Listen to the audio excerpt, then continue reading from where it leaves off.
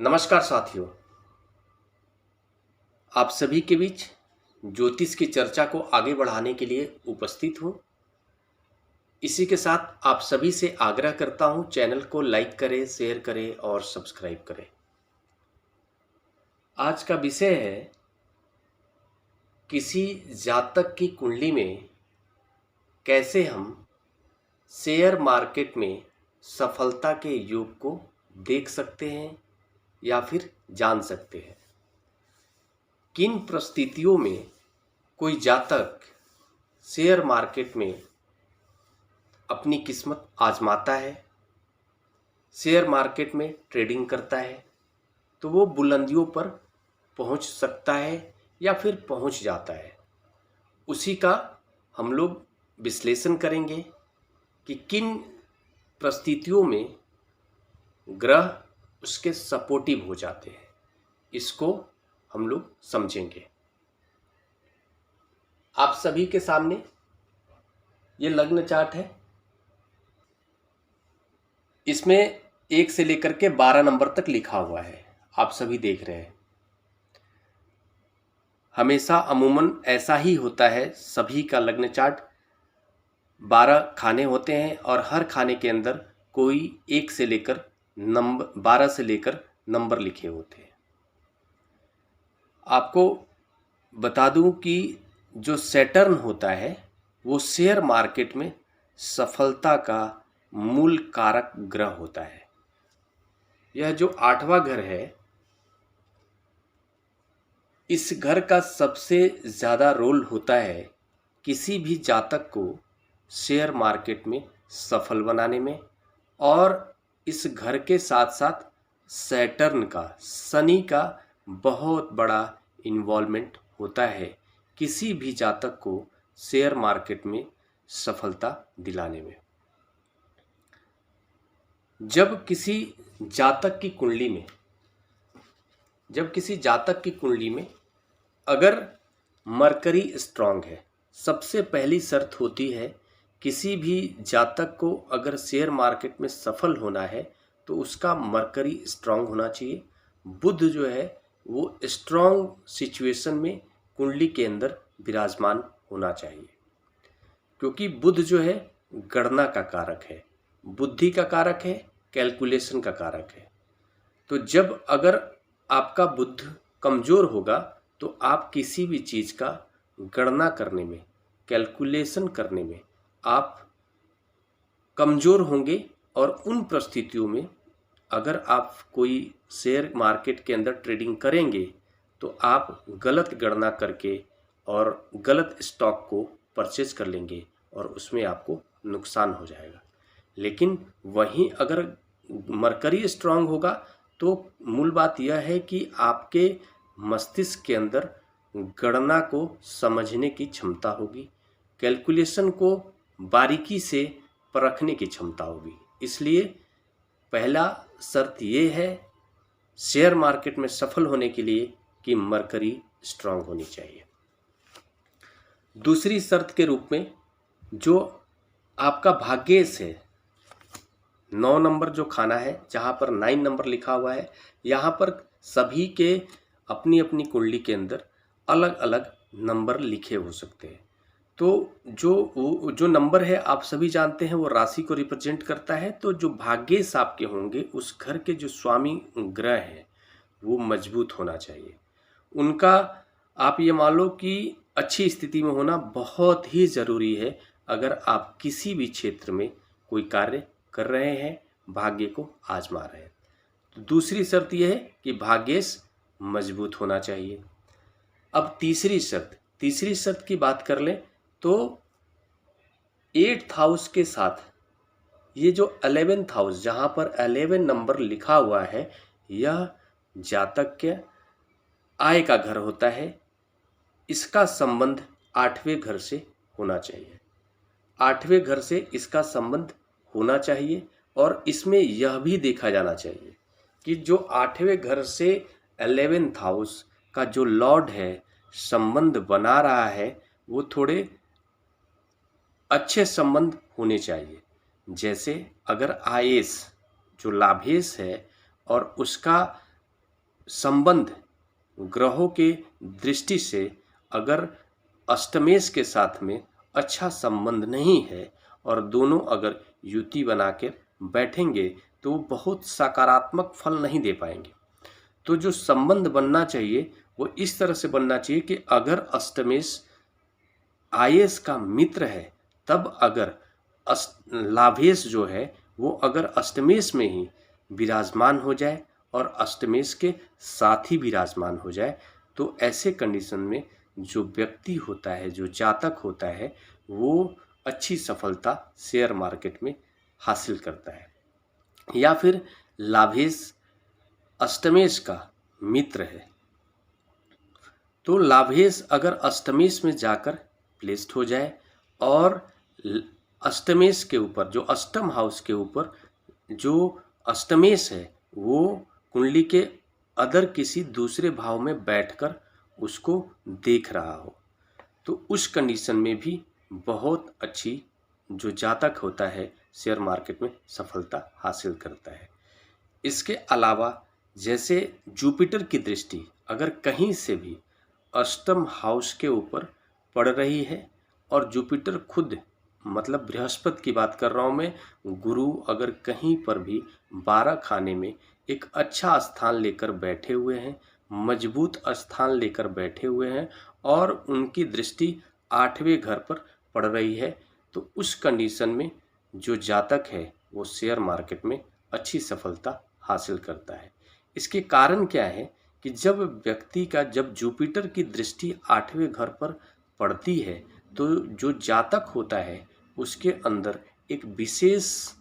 जो भविष्य को आभास करने की क्षमता उसके अंदर आ जाती है। वो भविष्य में अगर बुध भी मजबूत है और ये सारी परिस्थितियां बन रही है तो वो जो जातक होगा वो भविष्य को भांप लेगा, वो ये समझ लेगा कि कौन सा स्टॉक आगे जाने वाला है, उसके मन में ये व्याप्त हो जाएगा। ऐसी स्थिति आप मान सकते हैं। तो इसलिए जुपिटर का अगर आशीर्वाद मिल जाए 8वें घर को तो बहुत ही उत्तम सफलता देने वाला होता है। अब कुछ खास इसके बारे में आपको मैंने बताया कि सबसे पहले व्यक्ति का बुद्ध मजबूत होना चाहिए, दूसरा आपको भाग्येश मजबूत होना चाहिए, तीसरा जुपिटर का अच्छे घर में प्लेसमेंट होना चाहिए और वहाँ से उसका जो दृष्टि है 8वें घर पर पड़ना चाहिए, लाभेश का संबंध 8वें घर से होना चाहिए, या तो वो 8वें घर में बैठा हुआ हो और या फिर 8वें घर में बैठने के बजाय अष्टमेश के साथ कहीं युति बनाकर बैठा हो, तो उस कंडीशन में भी आपको अच्छी सफलता मिलती है। लेकिन अगर अष्टमेश का मित्र होते हुए लाभेश अगर अष्टम हाउस में ही बैठे और साथ में जुपिटर की भी दृष्टि पड़ रही हो कहीं से, तो ऐसे कंडीशन में जो जातक होता है वो बहुत बड़ी सफलता भी हासिल कर सकता है शेयर मार्केट के फील्ड में। अब जैसे मैंने आपको जो चीज़ें बताई है इसमें जितनी भी आपको शर्तें बताई गई है, अब जितनी शर्तें कम होती जाएंगी उतनी परिस्थितियां जो है कि कमज़ोर होती जाएंगी और उतने ज़्यादा सफलता के जो परसेंटेज हैं वो गिरते चले जाएंगे। तो अगर ये सारे के सारे परिस्थितियां अगर लागू हो रही हैं और बन रही हैं तो ऐसे जो कंडीशन में जो जातक होता है बड़ी सफलता हासिल कर लेता है। एक उदाहरण के तौर पे मैं आपको छोटा सा एक उदाहरण दूंगा कि जैसे एक मान लो मिथुन लग्न की कुंडली है और मिथुन लग्न की कुंडली के अंदर जैसे यहाँ पर 3 नंबर लिखा हुआ है, तो जो ये सप्तम हाउस होगा यहाँ पर क्या हो जाएगा 9 नंबर और यहाँ पर हो जाएगा आपको 10 नंबर और यहाँ पर हो जाएगा आपको 4 नंबर। तो अगर मिथुन लग्न की कुंडली है और जो सैटर्न है वो आपको 2nd हाउस में पुष्य नक्षत्र के अंदर, नक्षत्रों का भी बहुत बड़ा आपको खेल होता है, नक्षत्र का भी इन्वॉल्वमेंट आपको किसी भी सिचुएशन में उसका हम लोग अवॉइड नहीं कर सकते हैं, उसका बहुत बड़ा रोल होता है सफलता को दिलाने में। और इसलिए जैसे सैटर्न अगर मान लो पुष्य नक्षत्र में ही यहाँ पर प्लेस्ड हो और यहाँ पर आपको शनि प्लेस्ड हो, 8वें घर के अंदर सॉरी जहाँ पर जो 8 नंबर लिखा हुआ है, अगर मिथुन लग्न की कुंडली होगी तो यहाँ पे 10 नंबर हो जाएगा। और यहाँ पर अगर मान लो शनि अपने ही घर में प्लेस्ड हो और यहाँ पर आपको ये मान लो सॉरी मैंने ये बोला कि अगर यहाँ पर जैसे मान लो जो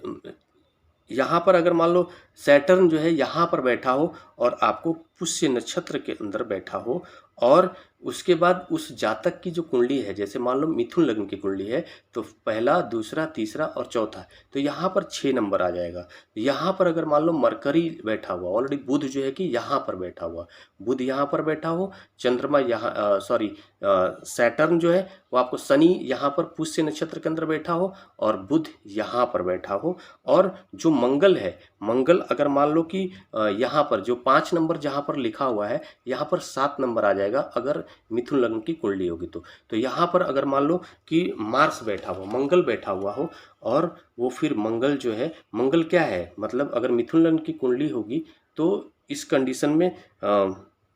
मिथुन लग्न की जो कुंडली होगी इस कंडीशन में क्या होगा, जो मार्स है यहाँ पर बैठे हुए मिलेंगे आपको, तो यहाँ पर जो बैठेंगे मार्स जब, तो ये आपको लाभेश बन के बैठेंगे। तो लाभेश की दृष्टि जो है, चौथी दृष्टि से मंगल जो है वो 8वें घर को देखेगा जहाँ पे 10 नंबर लिखा हुआ है। जैसे यहाँ पर जो 8 नंबर लिखा हुआ है यहाँ पर 10 नंबर हो जाएगा अगर मिथुन लग्न की कुंडली होगी तो यहाँ पर जब मंगल बैठ करके चौथी दृष्टि से, पहली, दूसरी, तीसरी और चौथी दृष्टि से यहाँ पर देखेगा किसको, 10वें घर को देखेगा। और यहाँ पर शनि खुद बैठ करके पुष्य नक्षत्र के अंदर बैठकर कर्क राशि में पुष्य नक्षत्र के अंदर बैठेगा। पुष्य नक्षत्र का स्वामी ग्रह क्या, शनि ही होते हैं। तो शनि जब अपने ही नक्षत्र में बैठकर और अपने ही घर के ऊपर जब दृष्टि डालेगा और इसका संबंध आपको लाभेश से बन रहा हो और साथ में जो साथ में ये मान लो कि जो भाग्येश है, भाग्येश भी तो आपको जो है ना कि जो ये अगर मान लो यहाँ पर 10 नंबर आएगा तो यहाँ पर 11 नंबर होगा, तो उस कंडीशन में जो भाग्येश भी बनेंगे वो शनि ही बनेंगे। तो शनि जो है कि भाग्येश बनते हुए दूसरे घर के अंदर जाकर बैठे हुए हैं, वो भी एक महाधन योग हो गया अपने आप में। और यहाँ से जब वो दृष्टि डालेंगे 8वें घर पे तो वो जो जातक होगा वो विशेष सफलता शेयर मार्केट में हासिल करने वाला बनेगा, ऐसी स्थिति बन जाएगी। तो आपको मैंने जस्ट एक उदाहरण के तौर पर बताया कि अगर मिथुन लग्न की कुंडली हो, बुध बहुत ही मजबूत बन के बैठा हो चौथे घर के अंदर और शनि बैठा हो दूसरे घर में पुष्य नक्षत्र में, मंगल बैठा हो 5वें घर में लाभेश बन के, और शनि की दृष्टि और जो भाग्येश है, भाग्येश तो ऑलरेडी आपको शनि ही हो गए, तो शनि जो है कि दूसरे घर में जाकर बैठे हैं और वहाँ से वो अष्टम हाउस पे जब दृष्टि डालेंगे, ऐसे कंडीशन में जातक बड़ी सफलता हासिल करता है। ये एक जस्ट उदाहरण मैंने बताया, ये किसी और भी लग्न के अंदर लागू हो सकती है। जब भी जो है लाभेश का संबंध अष्टमेश से हो और अष्टमेश और लाभेश के बीच किसी भी तरह का शत्रुता का स्थिति ना हो, दोनों ग्रहों के बीच आपस में मित्रता का भाव हो और दोनों जो है कि युति बनाकर अगर अष्टम हाउस के अंदर ही बैठ जाए और व्यक्ति का जो जातक का जो भाग्य से वो मजबूत है और साथ में जो बुध है वो भी मजबूत स्थिति में अपना स्थान कुंडली के अंदर लिए हुए हो, तो ऐसे जब सिचुएशन बनते हैं तो जो जातक होता है वो शेयर मार्केट में अच्छी और बड़ी सफलता हासिल करता है। लेकिन अगर इनमें से कुछ भी अगर कमज़ोर होगा तो फिर जो है कि जो परसेंटेज होंगे सफलता के वो आपको कम होते चले जाएंगे। इसके नकारात्मक सिचुएशन में अगर कोई भी जब शेयर मार्केट में ट्रेडिंग करता है या करेगा तो उसको नकारात्मक प्रभाव देखने को मिलेंगे। मैं समझता हूं कि मैंने इस विषय पर बारीकी से चर्चा की है और इसी के साथ फिर अगले विषय पर चर्चा करने के लिए आप सभी के बीच उपस्थित होऊंगा। तब तक के लिए मेरा नमस्कार।